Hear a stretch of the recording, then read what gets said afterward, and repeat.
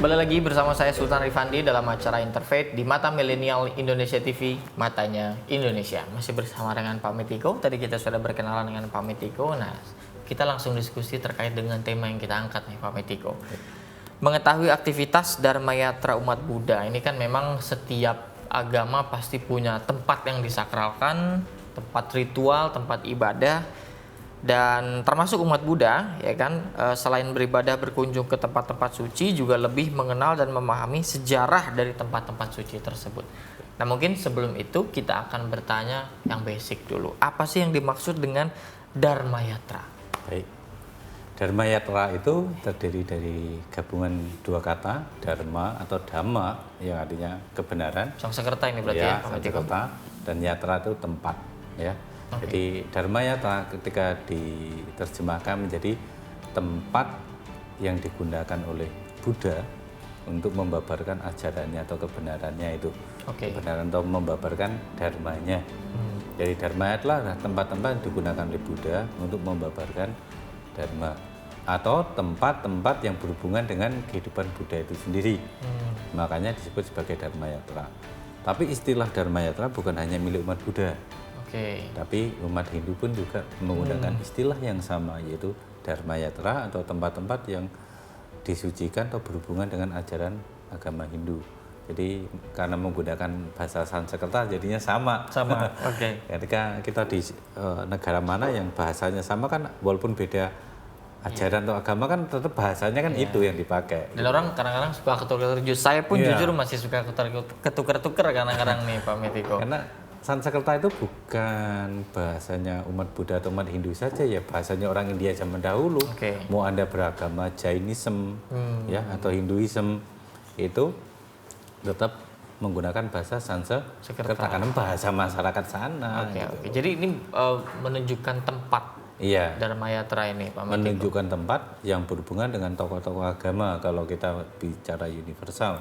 Tapi kalau kita tarik ke agama Buddha, ya membicarakan tempat yang berhubungan dengan Buddha itu sendiri. Berarti jika kegiatan-kegiatannya berarti tentang ritual keagamaannya atau ada kegiatan-kegiatan lainnya, Pak Mitiko? Jadi dalam Dharma Yatra itu biasanya umat Buddha akan mengunjungi minimal 4 tempat. Minimal. Ya, sesuai pesan Buddha di dalam Mahaparinibbana Sutta atau khotbah terakhirnya beliau, bahwa Ananda, ya, bagi para biku-bikuni, waktu itu masih ada bikuni ya, upasaka-upasika berumah tangga. Sekarang udah nggak ada bikuni ya berarti? Untuk yang tradisi Theravada tidak ada, tapi yang untuk Mahayana masih ada. Bikuni itu berarti dari Theravada, kalau biksuni baru Mahayana. Ini kayak ada ininya ya? Ya, kalau bikuninya tidak ada karena ada perang dan banyak masalah sehingga tidak bisa regenerasi lagi. Ya.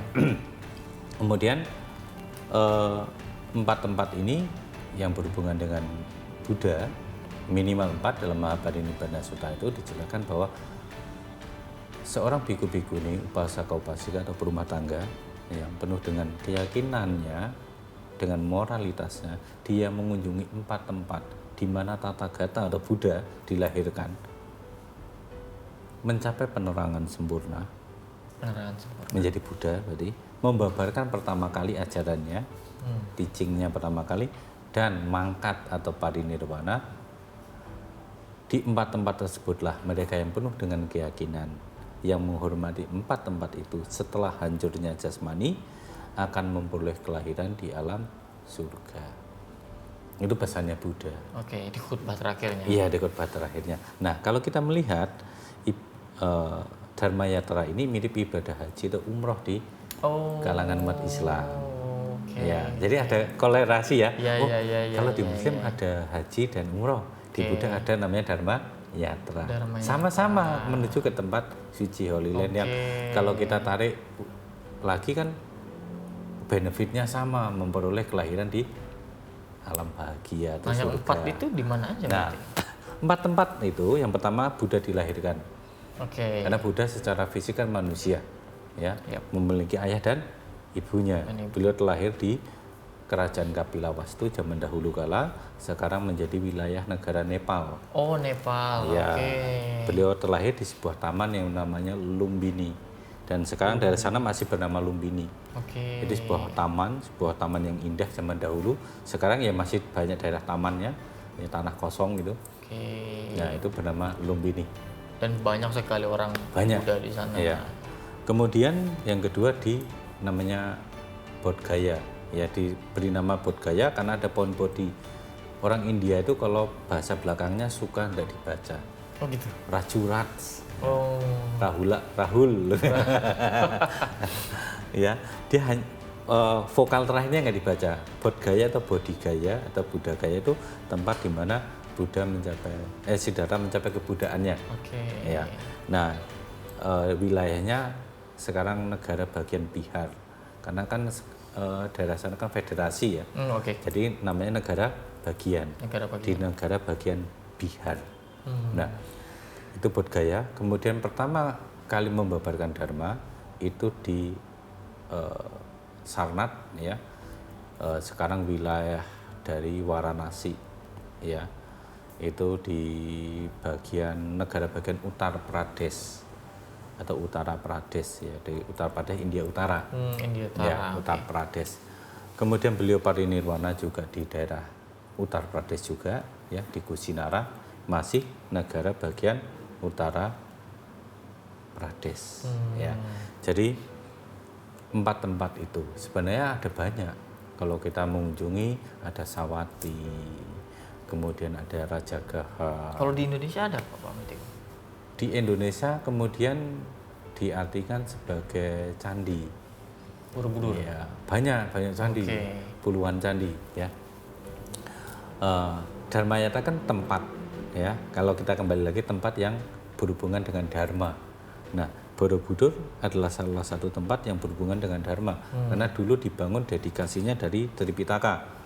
Dijabarkan Tripitaka itu dalam bentuk monumen. Disebutlah candi. Ya, di sana ada aktivitas dharma, ada pembabaran dharma, ada teaching dan sebagainya. Kemudian candi-candi yang lainnya, Candi Mendut, Candi Plaosan, Candi Sewu, terus kemudian Candi Sojiwan, ya. Banyak ya di Banyunipo Indonesia. banyak di Jawa Tengah itu banyak. Ya. Sampai ke Sumatera, Muara Takus, Candi Bahal, Muaro Jambi, Candi Bahal itu di Tapanuli. Ya, dan kompleksnya sangat luas, ada 26 kompleks candi dengan areanya itu jaraknya kurang lebih 26 km persegi. Sangat luas di Sumatera itu, di Sipiro ya, Tapanuli Sipiro itu ada namanya Candi Bahal. Tempat-tempat yang berhubungan dengan dharma itu tadi, baik candi-candi ataupun tempat yang berhubungan dengan Sang Buddha itu sendiri, kalau kita mengunjunginya disebutlah namanya Dharma Yatra. Ya, jadi Dharma Yatra memang tidak spesifik dengan hanya satu tempat saja, tapi yang dijelaskan Sang Buddha 4 tempat itu tadi. Tempat kelahiran, tempat penerangan sempurna, tempat pembabaran ajaran yang pertama kali, dan tempat mangkatnya. Ya. Tapi kalau di tiap negara misalkan kalau di Jawa Tengah ada beberapa candi yang memang harus dikunjungi atau di negara mana itu ada yang seperti itu atau gimana? Kita jawab di segmen berikutnya. Jangan kemana-mana, tetap saksikan Interfaith hanya di Mata Milenial Indonesia TV, matanya Indonesia.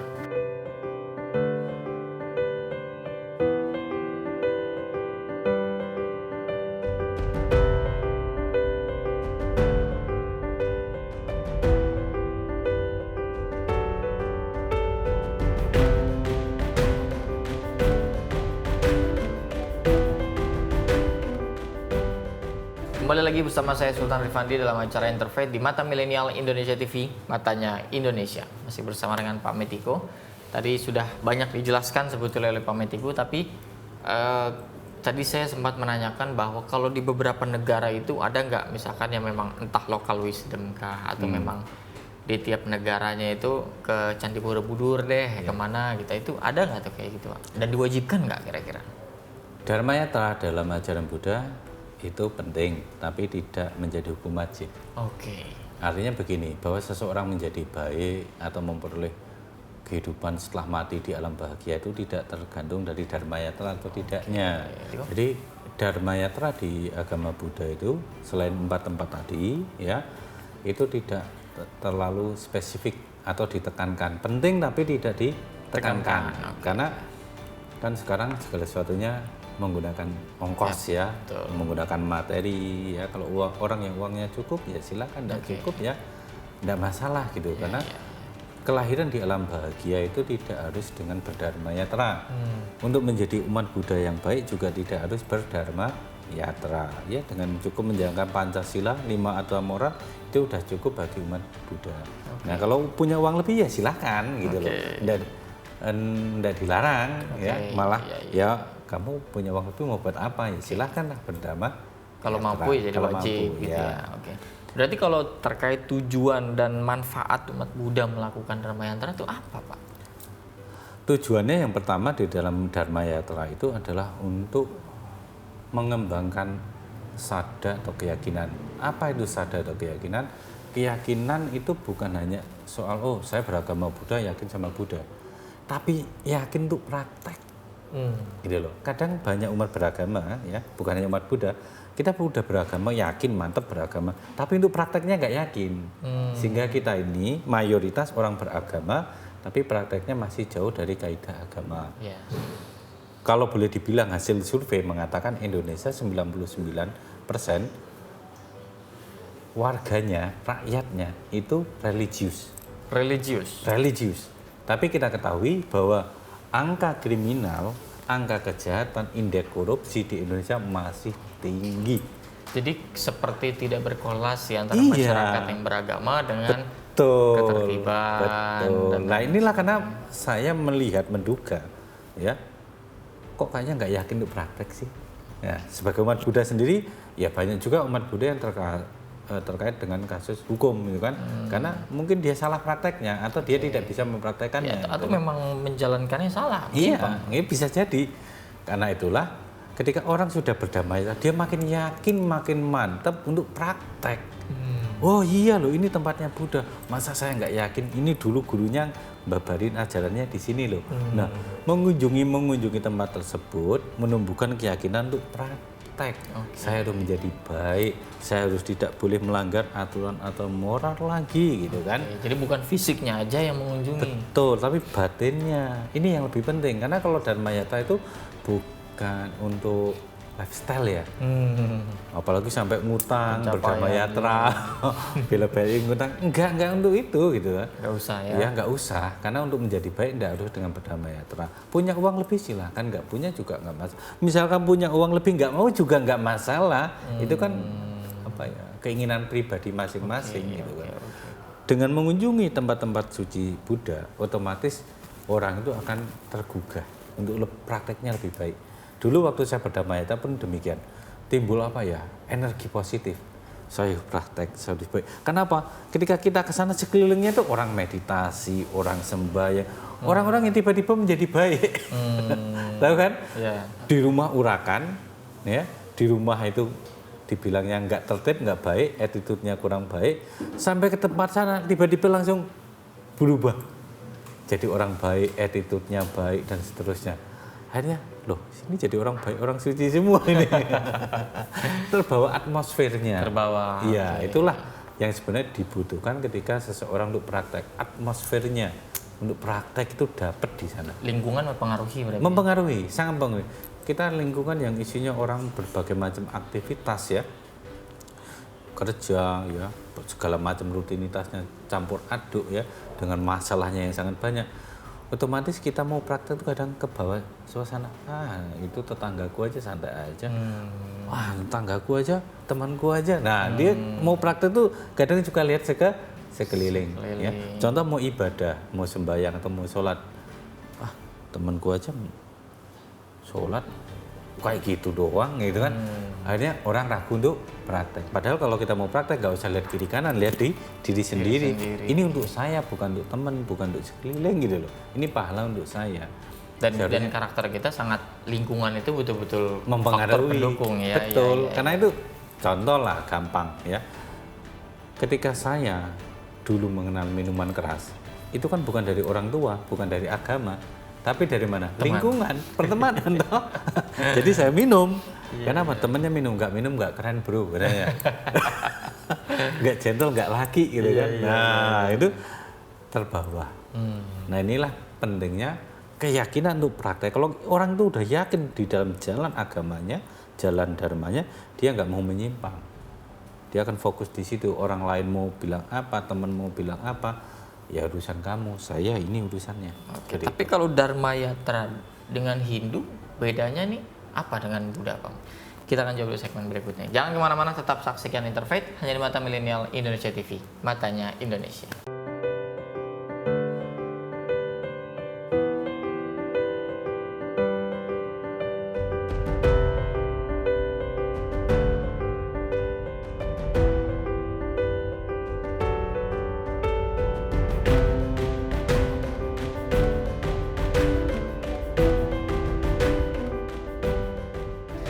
Kembali lagi bersama saya Sultan Rifandi dalam acara Interfaith di Mata Milenial Indonesia TV, matanya Indonesia. Masih bersama dengan Pak Metiko. Tadi saya sempat menanyakan sebelum break bahwa yang menjadi atau membedakan Dharma Yatra umat Buddha dengan Hindu ini apa, Pak Metiko? Baik. Tentu intinya sama. Oke. Ya, Dharma Yatra. Mungkin tempatnya saja berbeda. Tempatnya dan aja. ritual keagamaannya yang berbeda. Detailnya seperti apa? Mungkin nanti kalau ada tokoh agama Hindu bisa ditanyakan ya, karena saya tidak mempelajari detailnya Dharma Yatra mereka. Tapi ada itu, mereka ada ya, ada bakti dan segala macam itu ya, ada ritual penyucian diri ya, itu mereka ada ya. Kalau di Bali itu sebenarnya biasa mereka melukat, itu sama dengan orang-orang yang mandi di Sungai Gangga itu untuk membersihkan energi dosa ya, energi negatifnya. Nah, mungkin ada ditemukan persamaan, tapi yang jelas adalah intinya itu sama, mengunjungi tempat-tempat yang berhubungan dengan guru-guru spiritualnya. Ya. Dan hanya tempatnya aja yang berbeda. Ya, tempatnya beda. Kalau kita ngomong Dharma Yatra India, ya lokasinya masih sama, satu negara. Hanya tempatnya yang berbeda. Yang berbeda. Ya, kalau saya ke Varanasi ya, tempat Sang Buddha membabarkan Dharma. Tidak jauh dari situ kan Sungai Gangga, dan di situ aktivitasnya umat Hindu sangat banyak sekali di sungai itu. Ya, ada yang sedang membersihkan diri untuk membersihkan energi dari karmanya mereka ya. Ada juga ritual-ritual lainnya. Dan di sepanjang Sungai Gangga itu kuil Hindu sangat banyak, Hindu temple sangat banyak sepanjang sungai itu. Dan tidak jauh dari situ kita Buddhis ada tempatnya juga, ya, namanya Dhammacakka Stupa, itu di Buddha pertama kali membabarkan dharmanya.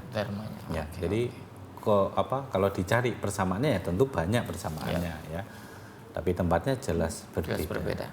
Pak Metiko, kan salah satu tempat suci untuk melakukan Dharma Yatra adalah Taman Rusa Isipatana Bandras, ya kan? Ya. Nah, jika kita lihat ceritanya, tempat inilah Buddha mengajarkan Dhamma kepada 5 pertapa. Nah, ini siapa 5 pertapa itu dan apa yang diajarkan Buddha kepada 5 pertapa itu? Baik. Pak Metiko. 5 pertapa ini sebenarnya ada mereka guru spiritual juga. Waktu Siddhartha lahir, 5 pertapa ini sudah meramalkan ya, bahwa Siddhartha ini kelak akan menjadi guru besar, ya, menjadi Buddha atau menjadi raja dunia. Cakrawati namanya ya. Tapi hanya satu pertapa yang menyatakan bahwa dia ini tetap menjadi Buddha, tidak menjadi raja dunia. Nah, pertapa ini bernama Kondanya. Ya, dari 5 pertapa itu ada Kondanya, ada Wapa, ada Asaji, ada Badia, ada Mahanama. Ya. Ini dulu 5 pertapa waktu Siddhartha lahir meramalkan, ya. Tapi hanya satu pertapa yang tetap bersikukuh, dia tetap menjadi Buddha. Kenapa? Karena rambutnya itu berikal searah jarum jam. Nah, terus di telapak kakinya ada tanda roda dharma, kedua telapak kakinya. Nah, dari 32 ciri itu yang dibaca oleh Kondanya itu, bahwa ini tidak menjadi raja seperti kehendak ayahnya Suddhodana, tapi dia tetap menjadi Buddha. Kemudian ditanya lagi oleh Raja Suddhodana, kalau dia menjadi Buddha berarti dia meninggalkan istana dong? Iya. Lalu bagaimana agar anakku ini nanti tidak meninggalkan istana? Ya, Kondanya melihat nanti kalau putra Paduka melihat 4 hal, dia pasti meninggalkan istana. Apa aja tuh? Hal yang pertama, dia melihat orang tua. Orang tua. Orang yang sudah tua, menjadi Oke. tua. Kedua, melihat orang yang sakit. Oke. Ketiga, melihat orang yang meninggal. Terakhir, melihat seorang pertapa. Seorang biksu, ya, yang pertapa tapi digundul, namanya biksu.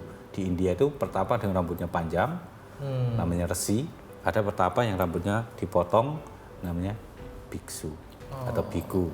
Jadi biku itu juga digunakan oleh istilah biku juga digunakan, atau monk dalam bahasa Inggrisnya juga digunakan untuk agama Jain. Ya, agama Jain itu ya berbeda dengan agama Hindu tapi sama-sama di India. Di India juga. Oke. Jadi Empat hal itu ya. ini kalau sampai dilihat oleh Siddhartha pasti meninggalkan istana dan menjadi Buddha.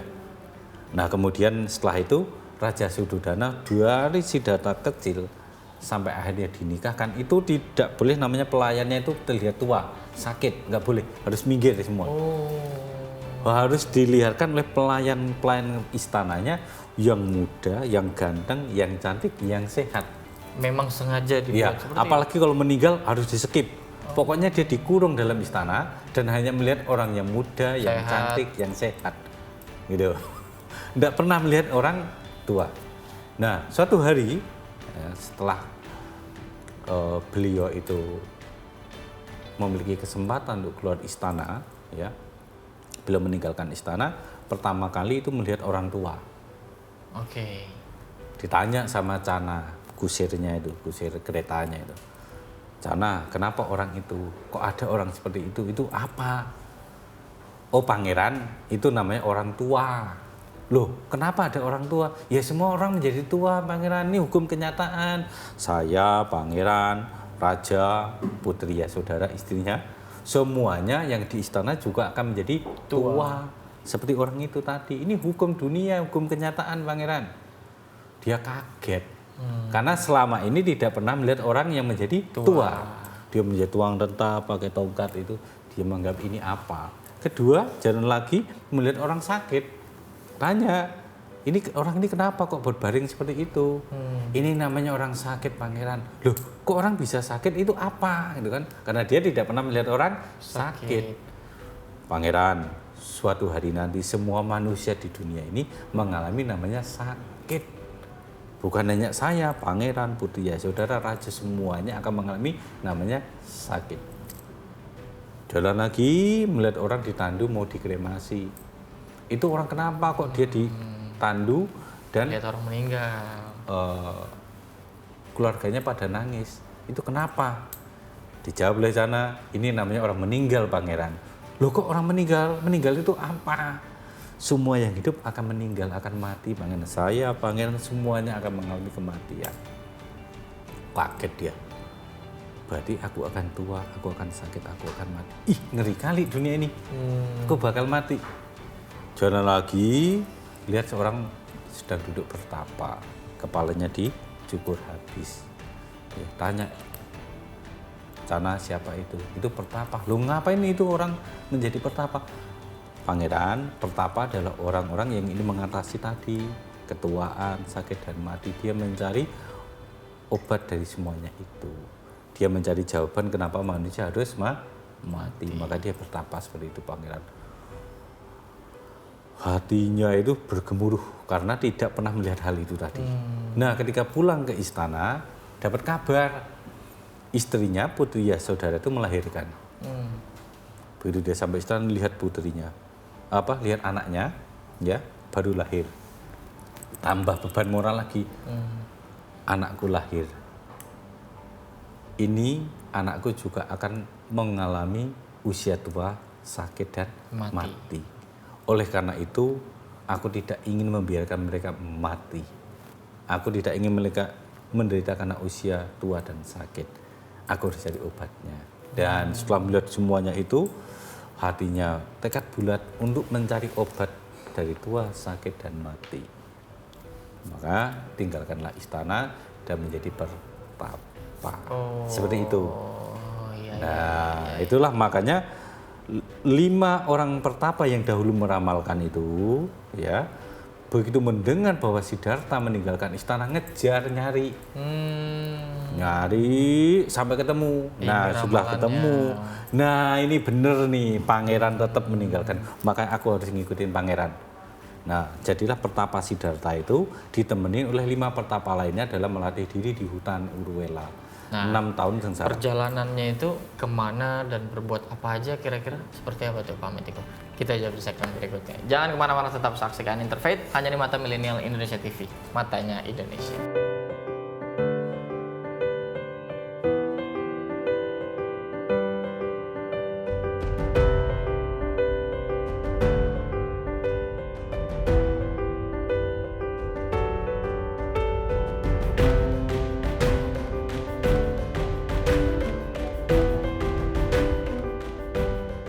Kembali lagi bersama saya Sultan Rifandi dalam acara Interfaith di Mata Milenial Indonesia TV, matanya Indonesia. Masih bersama dengan Pak Metiko. Tadi sudah banyak dijelaskan oleh Pak Metiko, tapi tadi ada kisah yang sangat menarik tentang Pangeran Siddhartha Gautama. Iya. Wah, betul. Nah, ini tadi akhirnya sudah keluar dari istana, diikuti oleh pertapa-pertapa tadi. Nah, itu perjalanannya bagaimana tuh Pak Metiko? Nah, baik. Jadi dalam perjalanannya itu mereka menjumpai beberapa guru ya untuk berlatih. Tapi setiap berlatih berarti pada titik-titik perjalanannya itu kemudian dijadikan Dharma Yatra juga, Pak Metiko? ada yang masuk. Cuma yang intinya kan 4 tadi. Jadi tempat-tempat itu ada, kayak tempat beliau di menyiksa diri namanya Dunggeswari atau Dunggasiri kalau orang India manggilnya. Di Dunggaswari itu ada replika waktu Siddhartha 6 tahun sengsara, yang badannya itu kalau kita pegang perut sampai ke belakang pinggang, sangat habis karena satu hari hanya makan 1 biji wijen. Satu hari hanya 1 biji wijen selama 6 tahun. Karena waktu itu di India lazimnya orang bertapa itu memang menyiksa diri. Lazimnya zaman itu namanya kalau orang mau moksa, orang mau mencapai pencerahan itu harus menyiksa diri. Jadi badan ini harus dihancurkan dengan tidak makan minum, ya. Nah, setelah 6 tahun sengsara, Siddhartha tidak menemukan pencerahan. Bukan putus asa, ini pasti salah. Kenapa aku udah berlatih sekian lama tidak mencapai pencerahan? Aku tidak mengetahui kenapa orang harus lahir dan mati. Yang dicarikan waktu itu kenapa manusia harus lahir dan mati? Kenapa harus dilahirkan kalau hanya untuk mati? Gitu loh. Nah, karena beliau menganggap metode ini salah, beliau mengingat dulu waktu kecil, waktu umur sekitar 6 tahun, pernah mencapai kondisi batin yang beliau itu ketika duduk di bawah pohon jambu, duduk bersila saja, hanya melihat proses alam. Ada orang waktu itu orang membajak sawah, ya, melihat proses orang membaca, ada cacing yang dimakan burung dan sebagainya. Beliau menyadari, oh kehidupan seperti itu, ya. Tiba-tiba mengalami ketenangan batin dan sampai badannya melayang. Saking tenangnya, ringannya, pikiran damainya itu membuat badannya melayang. Nah, bapaknya kaget, Raja Sudodana itu. Kemudian memberikan hormat, oh anakku, engkau pasti akan menjadi orang besar. Nah, kemudian geser lagi ke cerita tadi ini. Setelah 6 tahun sengsara menyiksa diri, tidak menemukan jawaban, tidak menemukan pencerahan, elemennya enggak, beliau ke sungai. Ke sungai untuk mandi. Nah, setelah membersihkan badan, karena 6 tahun nggak mandi ya, membersihkan badannya, beliau itu menggunakan mangkok, ya. Mangkok ini digunakan beliau untuk menyatakan tekad. Apabila aku bisa mencapai pencerahan yang belum dicapai oleh manusia saat ini, maka mangkok yang kulempar ke sungai ini akan melawan arus air. Benar, beliau melempar mangkoknya ngelawan, airnya ke sana, mangkoknya ke sini. Yakin beliau bahasa bisa. Nah, ketika duduk di bawah pohon, ya, datanglah seorang gadis melihat Buddha itu dewa. Wah, ini dewa nih ada di bawah pohon nih. Buru-buru bawain susu. Ya, kalau orang India kan sampai sekarang masih susu sama ya. Diberikan susu, kemudian diberikan bubur susu tadi. Setelah diberikan bubur susu ini, atau namanya madu payasa, ya. Ada bubur, ada susu, ada madu dicampur. Siddhartha pertama sudah memperoleh nutrisi sehingga tenang. kembali kondisi fisiknya dan dapat bermeditasi dengan baik. Tapi ada satu hal yang menyebabkan kenapa beliau meninggalkan pertapaan ekstrimnya itu. Karena dalam ceritanya datang seorang dewa. Dewa ini menyamar sebagai pemain musik.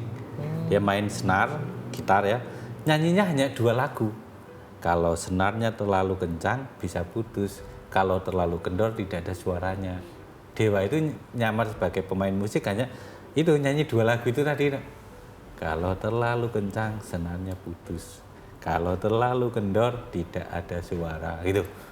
Nah itulah yang membuat beliau meninggalkan, ini salah caraku, diingatkan oleh para dewa.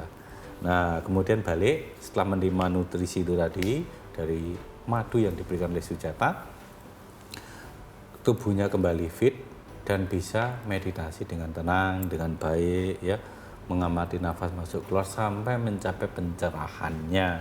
Nah itulah titik dari tempat beliau menyiksa diri, Dunggesiri ya, ke tempatnya menerima bubur susu dari pinggir sungai itu oleh Sujata, kemudian ke Bodhgaya itu masih satu area. Tidak terlalu jauh-jauh. Kalau kita jalan kaki paling jarak 5 kilo, 6 kilo gitu ya. Dan akhirnya sampai pada titik pencerahan. Itu pindah dari tempat menerima bubur itu pindah ke yang dekat sungai ya, Sungai Neranjara itu, kemudian beliau pergi ke Bodhgaya itu di bawah pohon beringin Ajapala yang kemudian pohon beringin Ajapala ini disebut sebagai pohon Bodhi. Dan tempat itulah karena beliau mencapai pencerahan di situ Dijadikan Dharmayatra. Ya, tempat itu diberi nama Bodhgaya. Bodhgaya. Ya, Bodhgaya karena tempat di mana Siddhartha Gautama mencapai pencerahan. Dan itu menjadi titik Dharmayatra. Yang kedua, tadi tempat kelahiran, ini tempat penerangan. Kemudian dari situ beliau jalan kaki mencari 5 pertapa yang tadi ninggalin. Karena 5 pertapa ini setelah tahu Siddhartha nggak mau menyiksa diri, dia pergi. Nah, pergi ke daerah yang namanya Sarnath atau sekarang wilayahnya Varanasi itu ya. Nah, di sana ketemu, dia cari ini temanku mana nih, aku udah mencapai pencerahan ini, aku mau ajarin mereka. Nah, 5 orang ini berkumpul, terus dikasih tahu, dikasih penjelasan tentang sebab dan akibat. Karma. Iya, kalau ada sebabnya akan ada akibatnya. Dijelaskan 4 kebenaran mulia itu apa, duka sebab dukanya itu apa, sebab derita itu apa, cara menghentikan derita itu apa, dan jalan menuju lenyapnya itu apa, dijelaskan dengan detail. Disitulah titik ketiga. Nah itu titik ketiga. Nah setelah itu beliau keliling wilayah India selama 45 tahun ya, keliling 45 tahun, kemudian tiba di daerah masih di wilayah Uttar Pradesh namanya Kusinagar ya, atau Kusinara zaman dulunya. Di sana beliau terakhir kalilah membabarkan khotbahnya dengan khotbah yang sangat pendek dan terkenal. Ya, salah satu poinnya adalah itu tadi. Khotbah terakhir ini ya, tadi ya. Kalau kan ditanya oleh muridnya, ketika guru mangkat kemana kami harus memberikan penghormatan. Nah, kemudian setelah itu Sang Buddha memberikan pesan terakhirnya. Ya. Segala sesuatu adalah tidak kekal. Oh para biku, berjuanglah sampai engkau mencapai pencerahan. Nah, karena segala sesuatu tidak kekal, kita bisa mati setiap saat, bisa sakit setiap saat. Kalau enggak saat ini berjuang, mau kapan? Gitu loh. Kalau enggak saat ini berusaha keras untuk mencapai pencerahan, mau kapan lagi? Besok kamu belum tentu hidup loh. Besok kamu bisa sakit, nggak bisa praktek loh. Nah, di pesan itulah yang membuat semangat para biku kala itu. Dan itu menjadi titik yang keempat. Ya, itu menjadi titik yang keempat. Di luar itu tempat-tempat yang pernah dikunjungi Buddha semuanya menjadi titik Dharmayatra. Ya, ada namanya yang tadi saja kan, ada Sawati, ada Sankasa, ya, ada juga tempat Wesali. Itu banyak tempat, ya. Tapi yang wajib itu 4 tadi. Dan itu sudah dikisahkan oleh Pak Metiko tadi. Terima kasih Pak Metiko, ini kisahnya luar biasa sekali. Saya paham jadinya. Sebelumnya agak ini Dharmayatra apa, jadi ternyata begitu kisahnya. Ya mirip ibadah haji itu. Iya, jika mampu, betul. Prosesnya juga sama, ada perputarannya juga. Kalau haji kan mengitari Ka'bah tawaf, kalau kita namanya pradaksina. Dan sama juga sama arahnya. Jarum jam. Jadi cari benang merahnya ketemu nggak? Ketemu. Kalau sudah ketemu, lalu apa yang terjadi? Ya kita bisa moderasi Saling beragama, menghargai. saling menghargai. Baik. Oh ternyata intinya adalah sama, praktek yang sama. Terima kasih sekali lagi Pak Metiko. Terima kasih pemirsa yang telah menyaksikan dari awal sampai akhir. Semoga apa yang disampaikan mampu kita pahami. Tetap jaga protokol kesehatan. Kami pamit undur diri. Tetap saksikan episode lainnya hanya di Interfaith di Mata Milenial Indonesia TV. Matanya Indonesia.